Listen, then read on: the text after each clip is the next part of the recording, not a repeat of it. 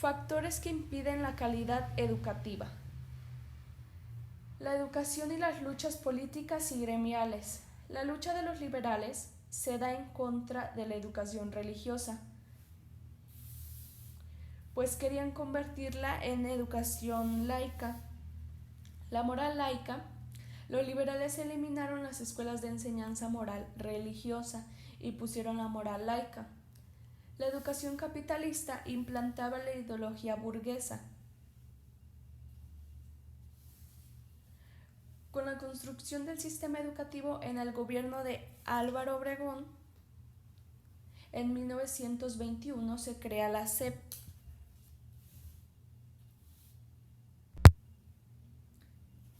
El PRI incorporó el artículo 3 de la educación socialista en 1933. El modelo neoliberal, con el gobierno de Miguel de la Madrid,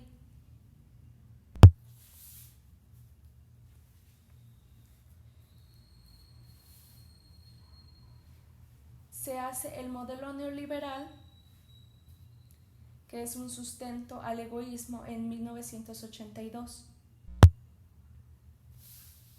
Durante el Porfiriato, protestas comienzan a manifestarse con mayor frecuencia. Hubo agitaciones en fábricas textiles, minas, ferrocarriles. El 1 de junio de 1906 estalló la huelga de Cananea. Los mineros protestaban porque los norteamericanos tenían mejores sueldos. En 1906 se forma el Círculo de Obreros Libres. Con la rebelión maderista, la caída del gobierno de Porfirio Díaz en 1911, se multiplicaron las uniones, sindicatos y confederaciones. En 1912 se funda la Casa del Obrero Mundial. El 1 de mayo de 1913, la Casa del Obrero hace una gran manifestación para conmemorar el Día del Trabajo. En febrero, en 1915, se firma el Pacto del Constitucionalismo y la Casa del Obrero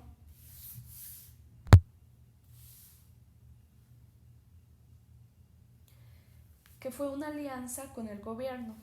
6 batallones rojos, los obreros enviados a combatir a Villa y a Zapata.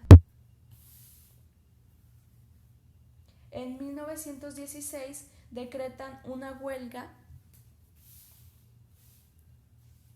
en la Ciudad de México en protesta por la inflación y la pérdida de valor de la moneda. El 5 de febrero de 1917,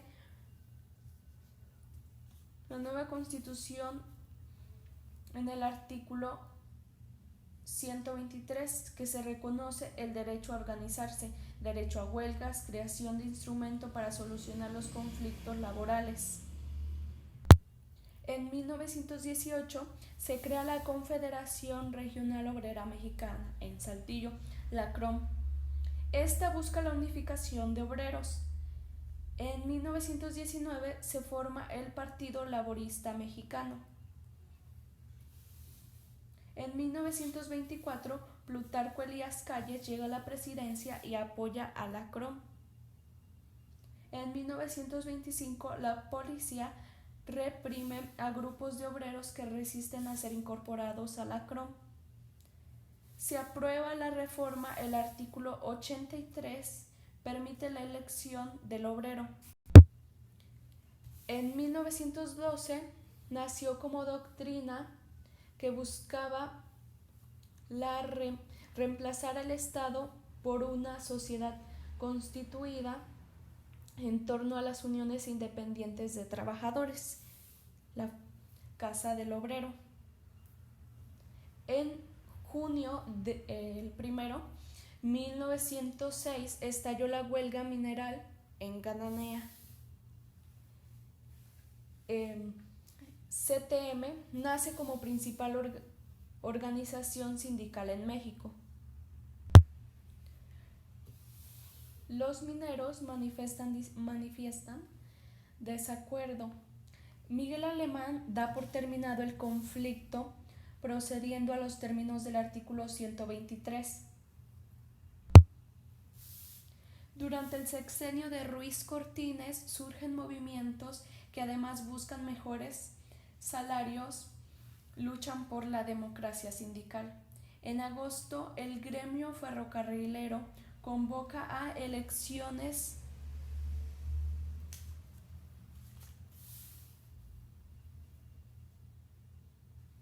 con el gobierno de Luis Echeverría en 1970 busca orientar la economía mexicana.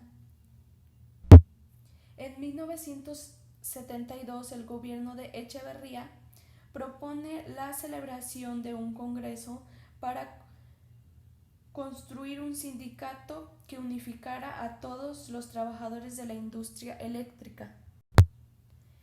En 1975, Rafael Galván celebra una reunión con sus partidarios en Guadalajara. Surge la tendencia democrática. En 1976, Galván decide demandar a la Comisión Federal de Electricidad por violaciones al contrato y empieza a huelga. Echeverría decide detener la tendencia democrática. Los salarios de los trabajadores baja y aumenta el desempleo. La situación obliga a jefes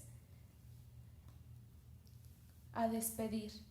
El objetivo de las organizaciones y sindicatos cambia de la búsqueda de la democracia sindical. Con la presidencia de Carlos Salinas, reforma artículos de la Constitución. Para el líder de la CTM, el cambio a esa ley podría eliminar los controles a la sindicalismo. Se acelera la privatización de empresas. Firma del Tratado de Libre Comercio. La industria maquiladora incrementa sus operaciones en México y más allá de las fronteras. Constantes fallas a la ley del trabajo. En 1932 surge la Confederación Mexicana de Maestros. En 1934, la Liga de Trabajadores de la Enseñanza, LTE. En 1936, la Confederación de Trabajadores de la Enseñanza de México, CTM, que se afiliaron maestros, extendiéndose por todo el país. Manuel Ávila Camacho nombra ministro de Educación a Luis Sánchez. En 1943 surge el Sindicato Nacional del Trabajadores de la Educación, el CENTE, con el profesor Luis Chávez al frente. En 1983 se designa como secretaria general de la CENTE a la profesora Elba Ester Gordillo. Conflicto de los libros de historia. En 1960 a 1970, el maniqueísmo propio de la Guerra Fría, cuya presión fue la oposición democracia-comunismo. Edmundo afirmó que la obligatoriedad de enseñar una versión oficial. En 1968 fue el movimiento estudiantil en México.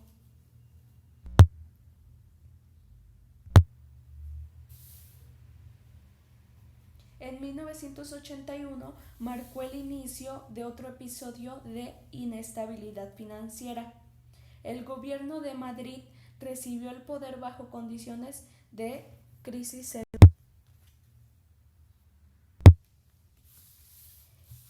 En 1972, el CONALTE diseñó un nuevo plan de programa dirigido a convencer a un amplio sector social. Los libros de texto gratuito fueron elaborados para que ellos contribuyeran a conocimientos de diversas materias. En 1993 se amplía un nuevo plan para la educación primaria. En 1994 el objetivo de los contenidos plasmados en los libros de texto de historia se aportaron del programa establecido. En 1960 los libros forman parte de la política educativa del Estado mexicano. El 1 de abril de 1984, Día de la Libertad de Enseñanza. Desigualdad regional. El desarrollo regional es un proceso de cambio continuo orientado a hacer que la zona toda de la comunidad regional y cada uno de sus habitantes sean un proceso permanente, un proceso que genere riqueza económica, bienestar social y sustentabilidad. La eficiencia regional es la capacidad de las regiones para mejorar la eficiencia del crecimiento y reducir el uso de los propios recursos. La equidad regional se refiere a la capacidad de un proceso económico, social, cultural, ambiental para satisfacer con sus propios recursos el crecimiento económico de la población.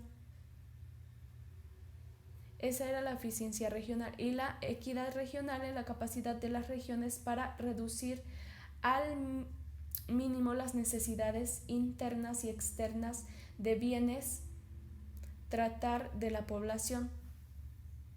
La sustentabilidad regional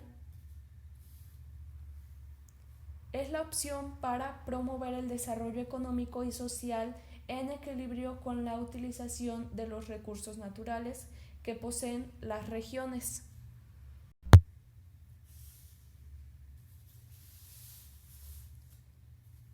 La entropía regional es la capacidad de una región para adelantar a otras regiones en el acceso al crecimiento y tecnología, a los recursos públicos y privados. Rezago social y cultural.